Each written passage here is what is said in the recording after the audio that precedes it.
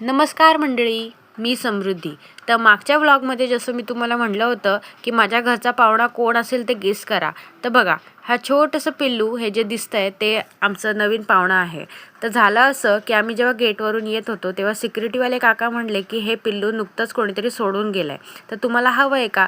तर आम्ही क्षणाचाही विचार न करता त्याला लगेच उचललं आणि घरी येताच आईने घेतलेल्या माशांमधला एक तुकडा त्याला दिला. तर त्याने भूक लागल्यामुळे ते पटपट खाऊन घेतलं आणि मग नंतर आम्ही घरी येऊन फ्रेश होऊन जे आम्ही समोसे आणले होते ते आम्ही बसून मस्त गप्पा मारत मारत टी व्ही बघता बघता खाल्ले.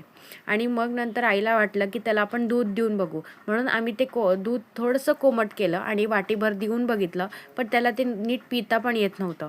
आणि कोणीतरी त्याला रस्त्यावर असंच पावसात भिजत सोडलं होतं, त्याच्यामुळे तो खूपच ओला आणि त्याला खूपच थंडी पण वाजत होती. तर आईने मस्त गरम गरम पाणी लावलं गिझरचं आणि आई म्हणली मी त्याला लगेच आंघोळ घालते. आणि आंघोळ केल्याबरोबर बघा कसा चकाचक गोरा गोरा दिसायला लागला.